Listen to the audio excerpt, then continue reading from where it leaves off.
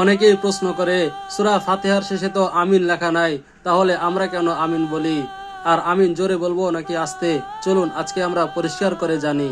প্রথম কথা হলো, আমিন কোনো কোরআনের আয়াত না, এটা দুয়ার শব্দ। কিন্তু আমরা বলি কেন?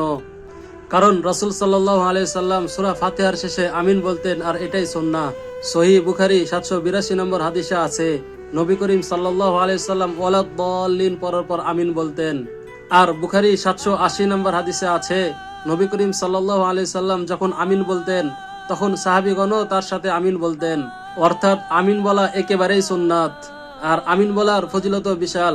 বুখারী 782-তেই আছে, যার আমিন ফেরেশতাদের আমিনের সাথে মিলে যাবে, তার আগের সমস্ত গুনাহগুলো মাফ হয়ে যাবে। সুবহানাল্লাহ। তাহলে আমিন জোরে বলবো নাকি আস্তে? হাদিস অনুযায়ী ফজর, মাগরিব, এশা আমিন জোরে বলাই সুন্নাহ। জোহর ও আসরে নামাজ যেহেতু নীরবে, তাই আমিনও আস্তে। আর যদি কেউ আস্তে আমিন বলে তাহলেও কোনো গুনাহ নেই, কারণ আমিন বলা এটাই সুন্নাহ। জোরে বললে উত্তম, আস্তে বললেও একদম বৈধ ও জায়েজ। তাই আমরা সুন্নাহ মেনে আমিন বলি, হৃদয় দিয়ে আমিন বলি, আল্লাহর রহমত পাওয়ার আশায়। আল্লাহ আমাদের সকলের আমিন কবুল করুন। সকলে বলি আল্লাহুম্মা আমিন। প্রিয় বন্ধুরা, আপনি ভিডিওটি দেখেছেন, আপনি বিষয়টি জেনেছেন, আপনি উপকারী মনে করলে আরেকজনকে শেয়ার করে দেন, হয়তো এই ভিডিওটি তারও কোনো উপকারে আসতে পারে। তাই বেশি বেশি করে শেয়ার করুন। আর এরকম আরো ইসলামিক ভিডিও পেতে অবশ্যই আমাদেরকে ফলো, সাবস্ক্রাইব করে আমাদের পাশেই থাকুন।